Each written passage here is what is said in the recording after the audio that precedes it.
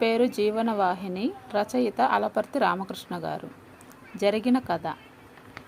మారుతి పెద్ద పేరున్న లాయర్. విష్ణు చిన్నప్పటి నుంచి మారుతి ఇంట్లోనే పెరుగుతాడు.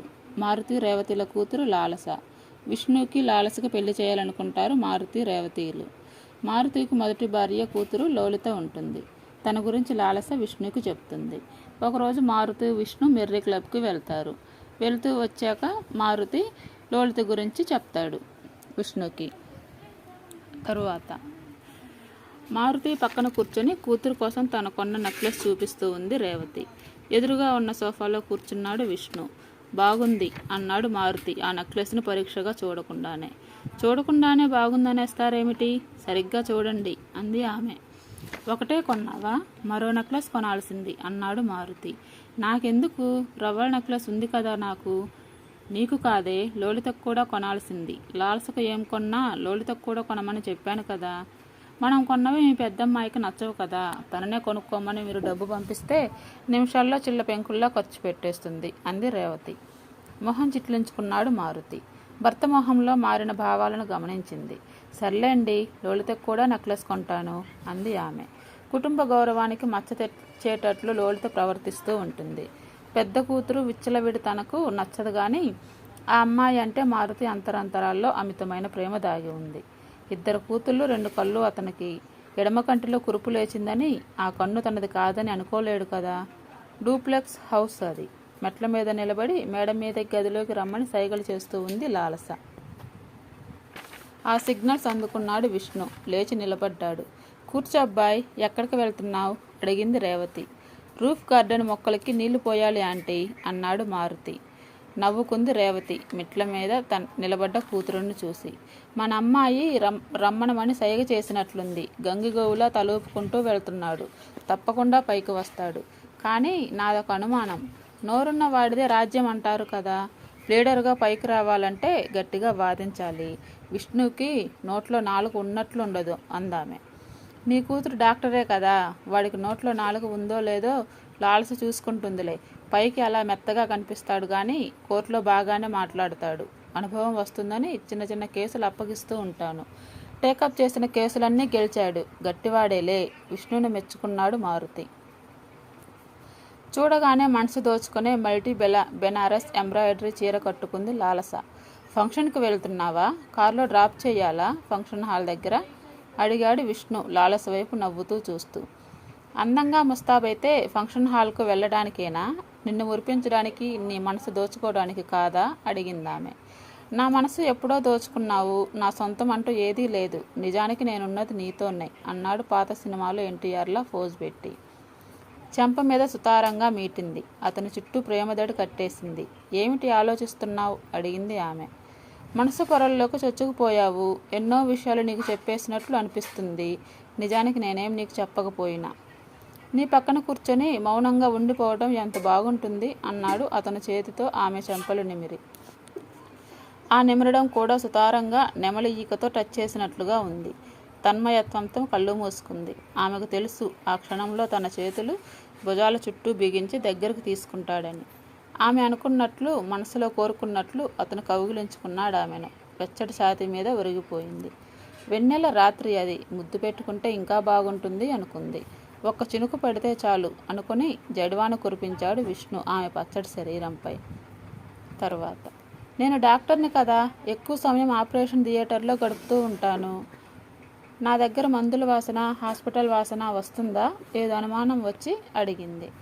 చీర కట్టుకోకముందు చీర మడతల్లో మొగలు రేకులు పెట్టావేమో, మొగలు రేకుల వాసన గుప్పుమంటూ ఉంది అన్నాడు ఆమె నడుము చుట్టూ చేతులు బిగించి.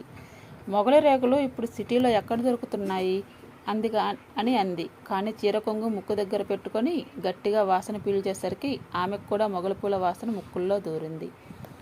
నిన్న ఏషియాల హౌస్ పుస్తకాలు కొని బయటకు వస్తుంటే ఎవడో పవర్మెంట్ మీద నిలబడి మొగలి పూలు అమ్ముతున్నాడు. కొనుక్కొని నువ్వు చూడకుండా నీ చీరల మడతల మధ్య సర్దేశాను అన్నాడు విష్ణు నవ్వుతూ. ఆ విషయం చెప్పేటప్పుడు నవ్వు ఆపుకోలేకపోయాడు. ఎందుకు అంత ఆపుకోలేని నవ్వు వస్తుంది అడిగింది ఆమె. ఏం లేదు, పొరపాటున మీ అమ్మగారు కట్టుకున్న చీరల మధ్య పెట్టబోయాను. మీ అమ్మ అది చూసి నేనేం చీరలు కట్టుకుంటున్నానో, మా అమ్మాయి ఏం చీరలు కట్టుకుంటుందో గమనించకపోతే ఎలా? ఎప్పుడూ లా పుస్తకం ముందు పెట్టుకొని కూర్చోవడం కాదు. లాలస నిన్ను ఆకర్షించడానికి ఏ ఏ చీరలు కట్టుకుంటుందో గమనించాలి అంటూ మీ అమ్మ చురకలు వేసింది. అతని మాటలకు లాలసకు కూడా నవ్వు వచ్చింది. తర్వాత కారులో హైకోర్టు నుంచి ఇంటికి తిరిగి వస్తున్నాడు విష్ణు మారుతి. విష్ణు డ్రైవ్ చేస్తున్నాడు. వెనక సీట్లో కూర్చున్న మారుతి సెల్ ఫోన్ చెవి దగ్గర పెట్టుకొని మెల్లగా మాట్లాడుతున్నాడు. ఎప్పుడూ లేని ఆదుర్ద గొంతులో ప్రతిధ్వనించడం గమనించాడు విష్ణు. మాటిమాటికి మారుతి హ్యాండ్ కర్చీఫ్తో మొహం తుడుచుకోవటం తన ఎదురుగా ఉన్న అద్దంలో నుండి గమనించాడు. అరగంట సేపు మాట్లాడాడు. ఏమై ఉంటుంది? ఇంట్లో ఎవరికైనా ఆరోగ్యం సరిగా లేదని కబురు వచ్చిందా? మారుతి తల్లిగారు చల్లపల్లిలో ఉంటున్నది, ఆమెకేమన్నా అయ్యిందా? మాటల చివరిలో నాకు రావటం కుదరదు, ఎవరినన్నా పంపుతాను, కోర్టు కేసు గురించి నువ్వేం కంగారు పడుకమ్మా అని మారుతి అనడంతో కంగారు పడాల్సిన అంశం కాదనుకున్నాడు విష్ణు. తను అడగకపోయినా ఆయనే చెప్పేస్తాడు ఈ విషయం ఏమిటో అనుకున్నాడు. ఇంటికి చేరుకున్నారు. కారు గ్యారేజ్లో పెట్టేశాడు విష్ణు. ఇంట్లోకి వెళ్లకుండా మారుతి పోర్టుకోలోనే నిలబడి ఉండటం చూసి ఆశ్చర్యపోయాడు. కాసేపు బయటే కూర్చుందాం అంటూ సిమెంట్ బెంచి వైపు నడిచాడు మారుతి. ఇంటి ముందు విశాలమైన ఆవరణలో పూల మొక్కలు, ప్రహరీగాడ దగ్గర పెద్ద పెద్ద చెట్లు ఉన్నాయి. వేప చెట్టు కింద ఉన్న సిమెంట్ బెంచ్ మీద కూర్చున్నారు ఇద్దరు. ఇంటికి రాగానే కాఫీ త్రాగటం మారుతికి అలవాటు. కారు లోపలికి రావటం గమనించింది రేవతి. లోపలికి రాకుండా ఇంటి ముందు పూల తోటలో వాళ్ళిద్దరూ కూర్చోవటం చూసింది.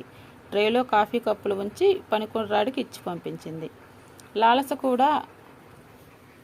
లాలస కాకుండా నాకు మరో కూతురు ఉందన్న విషయం నీకు తెలుసన్నట్లు తలూపాడు విష్ణు. చల్లపల్లిలో మా అమ్మ దగ్గరే పెరుగుతూ ఉంది. తల్లి లేని పిల్లని గారాబంగా పెంచిందామె.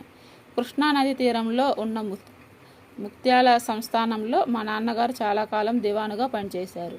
అక్కడే పుట్టి పెరిగింది మా అమ్మ. దివాను గారి అమ్మాయినని అతిశయం ఎక్కువ. ఆమె పెళ్ళి అయ్యాక ముఖ్యాల నుంచి వచ్చేసినా ఆ పోకడ పోలేదు. తను జమీందారునిగానే ఫీల్ అవుతూ ఉంటుంది. పెద్ద రాజమందిరంలా ఉంటుంది మా పాత ఇల్లు. మొన్నటి వరకు 10 మంది పనివాళ్ళు ఉండేవాళ్ళు. స్టేటస్ మెయింటైన్ చేయడానికి ఉన్న 10 ఎకరాల మాగాన్ని అమ్మేసింది మా అమ్మ. ఆదాయం తక్కువ, ఖర్చులు ఎక్కువ కావడంతో పనివాళ్ళని తీసేసింది. ఇప్పటికీ 2 పనివాళ్ళు ఉన్నారు. నీ ఖర్చులుగా నేను డబ్బులు పంపించాలి, నీకు పనివాళ్ళు ఎందుకే, భవనంలో సగభాగం అద్దెకి ఇవ్వరాదు అంటే మా అమ్మ నా మీద ఎగిరిపడేది. నువ్వు ఈ రోజున సంపాదన పరుడివయ్యావు. మీ తాత ముత్తాతలు నీకంటే 10 రెట్లు సంపాదించారు. కోర్టులో మాటలు చెప్పి మణులు మాన్యాలు సంపాదించడం కూడా గొప్ప విషయమేనా అంటూ నన్ను గదిమేది. ఇప్పటికీ మా అమ్మ మాటకి ఎదురు చెప్పలేను. ఆమె ఏం చెప్పినా ఎదురు చెప్పకుండా చేయాల్సిందే. మనం కారులో హైకోర్టు నుంచి వచ్చేటప్పుడు ఆమె ఫోన్ చేసింది. నా పెద్ద కూతురు లోలితకు కూడా నాయనమ్మ పోలికలు వచ్చాయి. ఎవరి సలహాలు నచ్చవు, తనకు తోచింది చేస్తుంది. ఇప్పుడు చిక్కుల్లో పడింది. 2 నిమిషాలు చెప్పడం ఆపి మౌనంగా ఉండిపోయాడు మారుతి.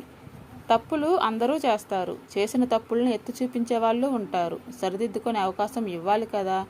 2 year is human. తప్పులు చేయడం మానవ నైజం. తప్పులు చేయనివాడు దేవుడు ఒక్కడే అన్నాడు విష్ణు. లోలితకు ఎన్ని అవకాశాలు ఇచ్చినా తప్పులు సరిదిద్దుకోదయ్యా. మరిన్ని తప్పటడుగులు వేస్తూ ఉంటుంది. ఆ అమ్మాయిని కట్టడిలో పెట్టడం నా వల్ల కాదు. నేను వెళ్ళి లోలితతో మాట్లాడతాను. అమ్మాయి అలా ప్రవర్తించడానికి ఏవో బలమైన కారణాలు ఉంటాయనిపిస్తుంది అన్నాడు విష్ణు. తరువాత అతని భుజం తట్టాడు Maruti. You diagnosed the problem correctly. నా మీద కోపం పెంచుకుంది. కావాలని అలా ప్రవర్తిస్తూ ఉంటుంది. నేనేది చెప్పినా దానికి రివర్స్ చేస్తూ ఉంటుంది. పోస్ట్ గ్రాడ్యుయేషన్ చదివే రోజుల్లో తన్మయ్ అనే కుర్రాడికి దగ్గరైంది. ఆ అబ్బాయి బీటెక్ చదివి ఉద్యోగ ప్రయత్నాల్లో ఉన్నాడు. సరైన ఉద్యోగం లేదని, కుదురులేని కుర్రాడు, ఆస్తి లేదని ఆ అబ్బాయిని పెళ్లి చేసుకోవద్దని చెప్పాను. నా మాట వినకుండా తన్మయ్ని పెళ్లి చేసుకుంటే బాగానే ఉండేది. అతను మరో అమ్మాయిని పెళ్లి చేసుకున్నాడు. బుద్ధిగా కాపురం చేసుకోకుండా మళ్ళీ లోలితతో తిరుగుతున్నాడు. అతని భార్య డైవర్స్ పిటిషన్ దాఖలు చేసింది. మైనర్ అమ్మాయితో అక్రమ సంబంధం పెట్టుకున్నాడని, రిపోర్ట్లో వీళ్ళిద్దరిని పోలీసులు పట్టుకున్నారని, 4-5 లక్షలు లోలిత అకౌంట్లో తన్మయ్ వేశాడని, వాళ్ళిద్దరూ స్వేచ్ఛగా తిరుగుతున్నారని, తన్మయ్ని శిక్షించాలని కేసు ఫైల్ చేసింది. అక్కడి లోకల్ పేపర్లలో ఆ వార్తలు వస్తున్నాయి. ప్రముఖ న్యాయవాది మారుతి కూతురు చిక్కుల్లో పడిందని పత్రికా విలేకరులు రాస్తున్నారు.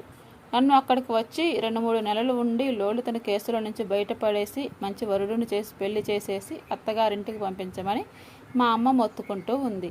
2 నెలలు ఉండటం నాకు ఎలా వీలు పడుతుంది? జిల్లా మేజిస్ట్రేట్ కోర్టులో ఉన్న కేసు గురించి చెప్పాడు మారుతి. లోలిత మైనర్ కాదు కదా అన్నాడు విష్ణు. లోలితకు 26 ఏళ్లు దాటాయి. మైనర్ ఏమిటి? అబ్సర్డ్. మున్సిపాలిటీ వాళ్ళు జారీ చేసిన డేట్ ఆఫ్ బర్త్ సర్టిఫికేట్ కోర్టులో దాఖలు చేశారు. అది correct date of birth certificate కాదు. స్కూల్ రిజిస్టర్లో ఉన్న డేట్ కరెక్ట్. ఆ డిస్క్రిపెన్సీ తొలగించాలి. సరైన పుట్టిన తేదీ ధ్రువపత్రం కోర్టులో ఫైల్ చేయాలి. ఆ విడాకుల కేసులో లోలిత ఇన్వాల్వ్ కాకుండా చూడాలి. ఆదుర్దాగా చెప్పుకుపోయాడు మారుతి. నేను చల్లపల్లి వెళ్ళి అన్ని స్టార్ట్అవుట్ చేస్తాను. లోలిత ఆ కేసు నుంచి బయటపడేటట్లు చేస్తాను. ఆ కేసులో ఇంప్లీడ్ అయి ఉన్న వాదనలు వినిపిస్తాను అన్నాడు విష్ణు. గుడ్, నువ్వు సమర్థుడివి, నాకు ఆ నమ్మకం ఉంది. కానీ 2 నెలలు చల్లపల్లిలో మా ఇంట్లో ఉండగలవా అడిగాడు Maruti. Give me a chance. మీకు ఎంతో రుణపడి ఉన్నాను. మీరు ఏది చెప్పినా నాకు సుగ్రీవాజ్ఞే. సమస్య పరిష్కారం అయ్యే వరకు అక్కడే ఉంటాను. గుడ్ గుడ్, రేపు ఉదయమే బయలుదేరు. మా అమ్మకి ఫోన్ చేసి చెబుతాను నువ్వు వస్తున్నావని అన్నాడు మారుతి తేలికపడిన మనస్సుతో. తరువాత విష్ణువును చల్లపల్లి పంపడం ఎందుకు? మరొక అడ్వకేట్కు ఆ కేసు అప్పగించండి అంది రేవతి మారుతితో. శ్రద్ధగా మనసు పెట్టి కేసును డీల్ చేయాలి. వేరే వాళ్ళైతే క్యాజువల్గా డీల్ చేస్తారు. లోలిత ఈ ఊబిలో నుంచి బయటపడాలి.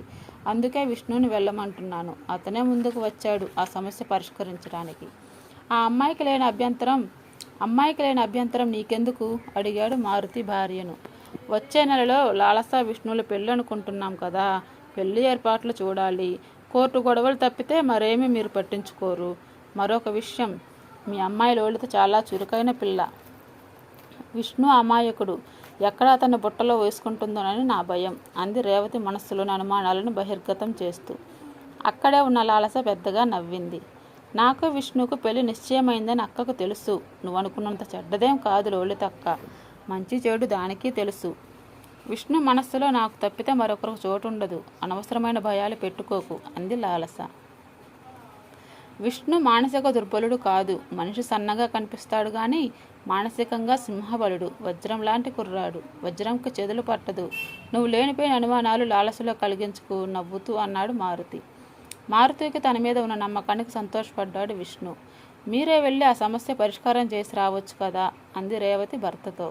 సుప్రీంకోర్టులో 2 ముఖ్యమైన కేసులు హీరింగ్కు వస్తున్నాయి. వచ్చే నెల పూర్తిగా నేను ఢిల్లీలో ఉండాల్సి వచ్చేటట్లు ఉంది.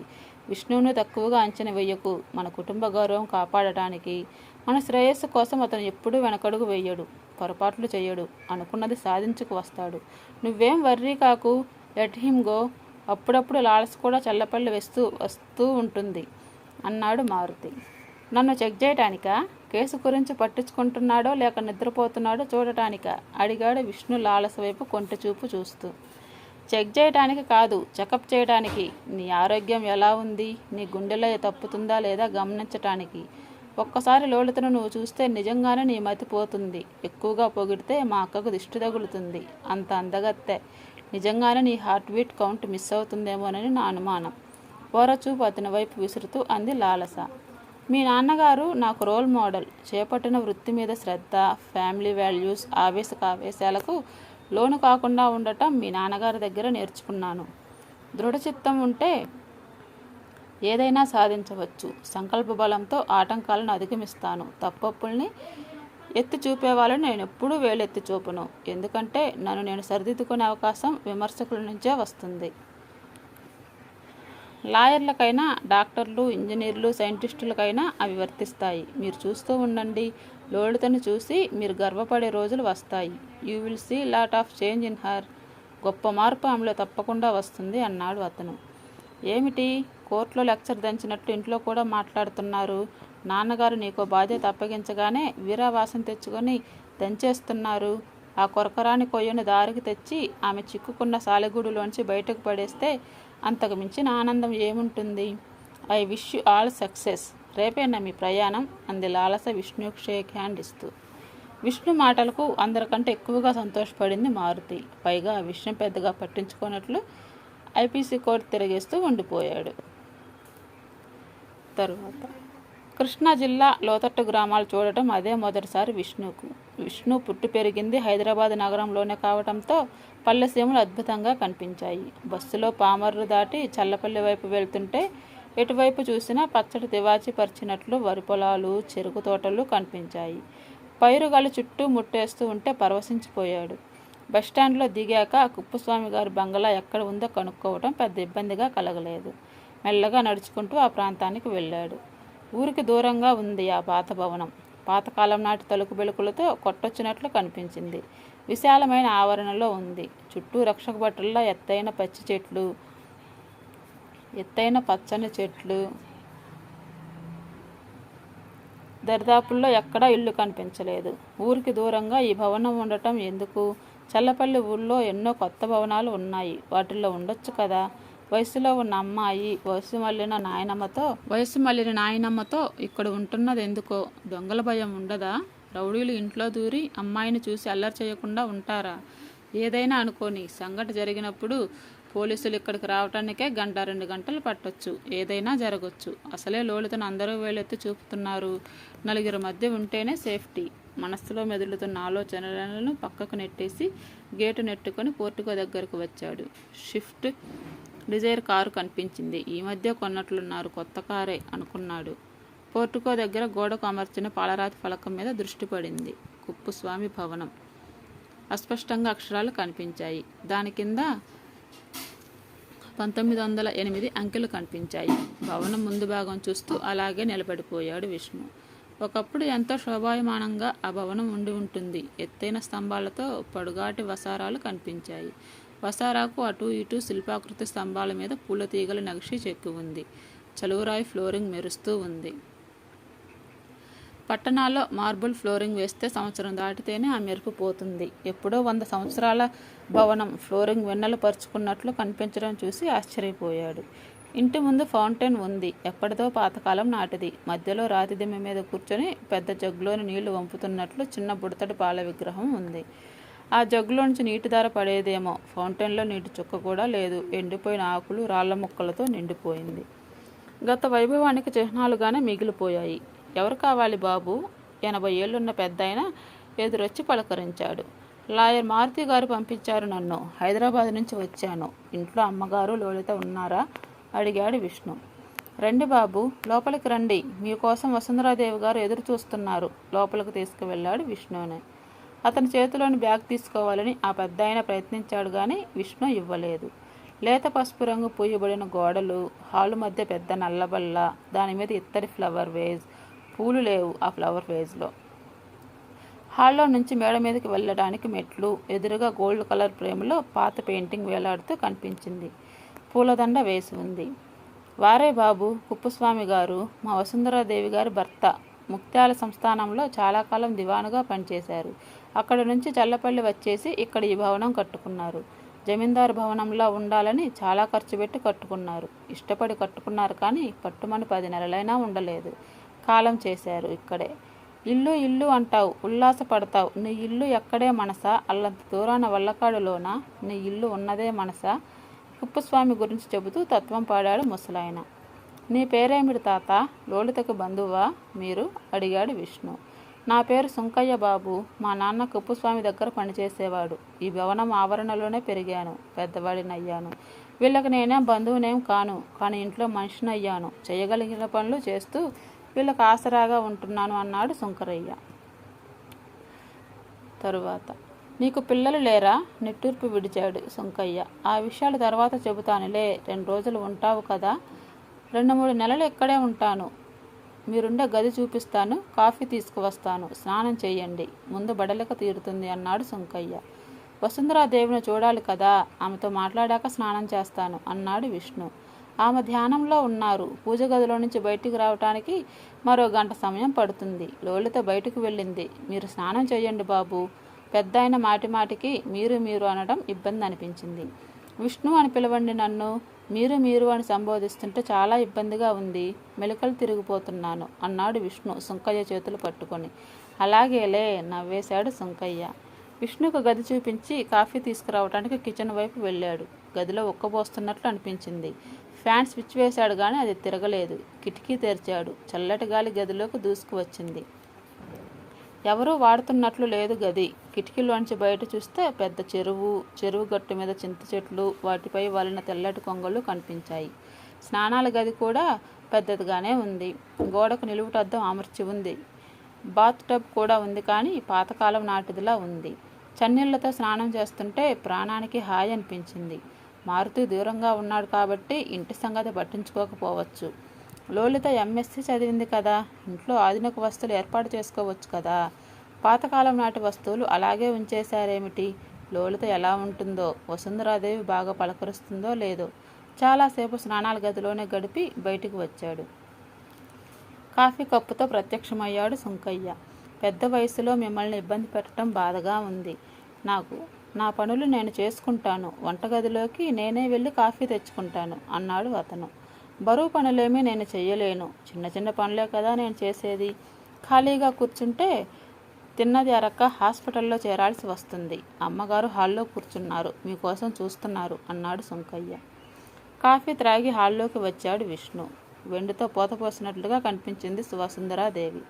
65 ఏళ్ళు ఉండొచ్చేమో. నిర్మలమైన చూపులు చూడగానే చేతులెత్తి నమస్కరించాలనిపించింది. నమస్కరించి ఆమె ఎదురుగా నిలబడ్డాడు. కూర్చో బాబు, నీ గురించి మా అబ్బాయి చెప్పాడు. ప్రయాణం బాగా జరిగిందా? ఆమెకెదురుగా ఉన్న సోఫాలో దిగబడిపోయా. అతని దృష్టి ఆమె వెనుకవైపు ఉన్న అల్మరాల మీద నిలిచింది. గ్లాసు అద్దాల్లో నుంచి లెక్కలేనన్ని పుస్తకాలు క్రమపద్ధతిలో అమర్చబడినాయి. లోలిత పుస్తకాలు ఎక్కువగా చదువుతుందా? అడిగాడు అతను. ఏ విధంగా సంభాషణలో లోలిత ప్రస్తావన తెచ్చి ఆ అమ్మాయి వివరాలు ఎక్కువగా తెలుసుకోవాలని ప్రయత్నం చేశాడు. ఎప్పుడూ ల్యాప్టాప్లో ఒడిలో పెట్టుకొని కూర్చోవటమో, సెల్ ఫోన్ చెవి దగ్గర పెట్టుకొని అటు ఇటు తిరుగుతూ మాట్లాడుతూ ఉంటుంది. దానికి ఎప్పుడూ ఫ్రెండ్స్తో మాట్లాడటం అంటే సరదా. ఆ ఊరు ఈ ఊరు తిరిగి రమ్మని చెబితే కారుల్లో షికారు చేస్తుంది. పుస్తకం తీసి తిరిగేసి ఓపిక ఎక్కడుంది? నేనే పుస్తకాల పురుగుని. పుస్తకాలు చదువుతుంటే మనస్సు ఆహ్లాదంగా ఉంటుంది, వార్ధక్యాన్ని దూరంగా ఉంచుతుంది. నీకు కూడా రీడింగ్ హ్యాబిట్ ఉందా? అడిగింది ఆమె. ఆమె BA దాకా చదివిందని ఎప్పుడో మారుతి చెబితే విన్నాడు. ఎక్కువగా న్యాయశాస్త్రానికి సంబంధించిన పుస్తకాలు చదువుతాను అన్నాడు అతను. నీలాకాశంలో ఇంద్రధనస్సులా కనిపించింది అప్పుడే అక్కడికి వచ్చిన లోలిత. నవ్వుకుందామె. కనీసం ఇక్కడ ఉన్నప్పుడన్నా బీరువాలో ఉన్న పుస్తకాలు తీసి చదువు బాబు. వృత్తి వ్యాపుణ్యాన్ని పెంచుకోవడానికి పుస్తకాలు ఎటూ చదువుతావు? తీరిక సమయంలో సాహిత్యానికి సంబంధించిన పుస్తకాలు కూడా చదవాలి. ఏ చదువు ఆర్థికంగా ఉపయోగపడుతుందో వాటి వెంటే పరుగులు తీయటం మంచిదే. కానీ జీవిత గమనంలో అందమైన గమకాలు సాహిత్యం వినిపిస్తుంది, మనసును రంజింపచేస్తుంది. చెప్పుకుపోతేనే ఉంది ఆమె. ఆ మాటలు ఆసక్తిగా వింటున్నాడు విష్ణు. ఒక్కగానొక్క కొడుకు తనకు ఆసరాగా ఉండకుండా ఎక్కడో హైదరాబాదులో ఉన్నాడని దిగులో, మనవరాలి జీవితం చిన్న వయసులో చిందరవందర అవుతుందన్న విచారం ఆమె మొహంలో కనిపించలేదు. ఆమె అంతరాంతరాల్లో ఆ బాధ లేకుండా ఎలా ఉంటుంది? కానీ పైకి మాత్రం ఎంతో గంభీరంగా, ఏ దిగులు విచారం లేని ఆ ప్రసన్న వదనం చూసి ఆశ్చర్యపోయాడు. కారు హారన్ వినిపించింది. తరువాత మా మనవరాలు వచ్చింది. ఎడారిలా ఉండే మా భవనంలోకి వసంతం వచ్చినట్లుగా ఉంటుంది లోలిత ఇంట్లో తిరుగుతూ ఉంటే, అంది ఆమె చిరునవ్వు చిందిస్తూ.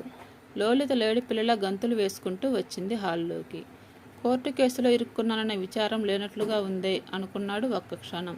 మరుక్షణం చల్లని గాలి తిమ్మెరలా కమ్మని తావిని వెంటబెట్టుకొని వచ్చింది అనిపించింది. తేలిమబ్బుల మీద నుండి తేలియాడుతూ తెల్లటి హంసలా వచ్చిందనిపించింది. ఎవరి నవమోహిని? దివి నుండి భూమికి వచ్చిన అప్సరస తత్తరపడుతూ లేచి నిలబడ్డాడు. తనెందుకు లేచి నిలబడ్డాడు? ఏమిటి తత్తరపాటు? ఆ అమ్మాయిని చూసి నిలువెల్లా పులకించిపోవడం ఏమిటి? నెలవంక తొంగి చూసినట్లు అతని వైపు చూసింది.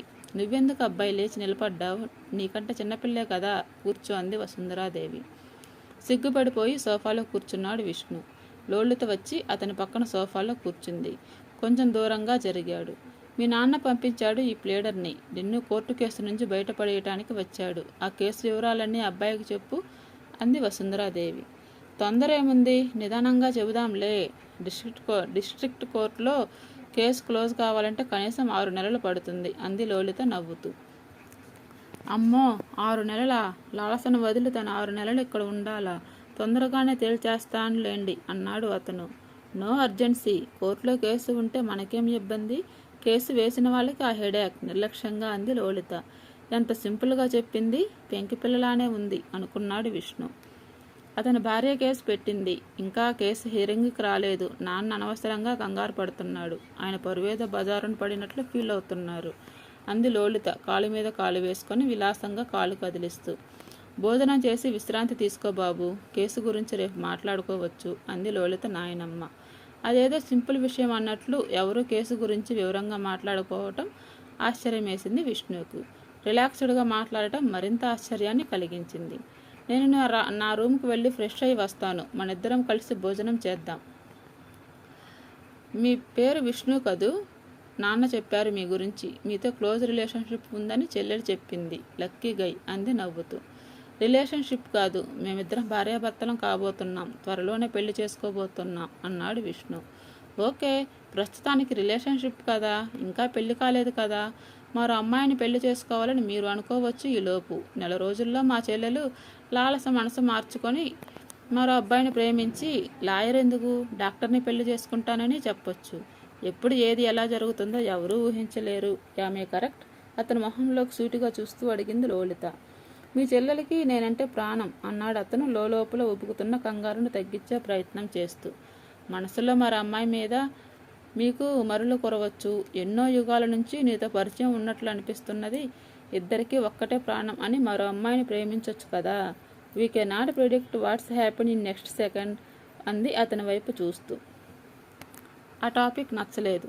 మీ భవనం రాజమందిరంలో ఉంది. ఇటువంటి బిల్డింగ్ చూడటం ఇదే మొదటిసారి అన్నాడు విష్ణు హాల్లో పరిచిన ఇరానీ రత్న కంబలిని చూస్తూ. ఇదేం భవనం కానీ మా ఊళ్ళో రాజుగారి కోట పురాతనమైన కట్టడమైన చాలా బాగుంటుంది. అమ్మాయి తీసుకువెళ్తుంది, వీలున్నప్పుడు వెళ్ళి చూసిరా అంది వసుంధరాదేవి. తలూపాడు విష్ణు. ఎప్పుడెప్పుడో ఎన్నో విషయాల సంభాషణల్లో దొరికిపోయాయి. కోర్టు కేసు గురించి తను వస్తే ఆ విషయాలు మాట్లాడకుండా పాతకాలం నాటి రావు బహదూర్ గురించి, శ్రీకాకుళం ఆంధ్ర మహావిష్ణు ఆలయం గురించి వివరించడం ఎంతగానే అనిపించింది. హంసలదేవి గురించి కూడా అతనికి చెప్పారు. మీ నాన్నగారు నీ గురించి ఎక్కువగా మదనపడుతున్నారు అన్నాడు విష్ణు. పైకి అలా నటిస్తారు. నా మీద ప్రేమ లేదు మా డాడీకి, చెల్లెలంటేనే ప్రాణం అంది లలిత. తండ్రి మీద కూతురికి సదభిప్రాయం ఉన్నట్లు లేదనుకున్నాడు విష్ణు. ఎప్పుడు తిన్నాడో ఏమో, మనం అతన్ని పట్టించుకోకుండా ఏవేవో కబుర్లు చెబుతున్నాం. డైనింగ్ హాల్కి వెళ్ళి భోజనం చేసి రండి అంది వసుంధరాదేవి. జస్ట్ 5 minutes, ఫ్రెష్ అయి వస్తాను అంటూ వయ్యారంగా తన గది వైపు నడిచింది లలిత. అతని చూపులు ఆమె మీదే నిలిచాయి. తర్వాత నైమిష ఇంటికి వెళ్ళాడు విష్ణు. విజయవాడలోని కానూరులో ఉంది ఆమె ఇల్లు.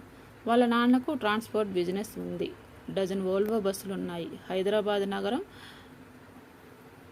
హైదరాబాద్, బెంగుళూరు నగరాలకు పర్మిట్స్ ఉన్నాయి. సిటీలో 2 మల్టీప్లెక్స్ థియేటర్లు ఉన్నాయి.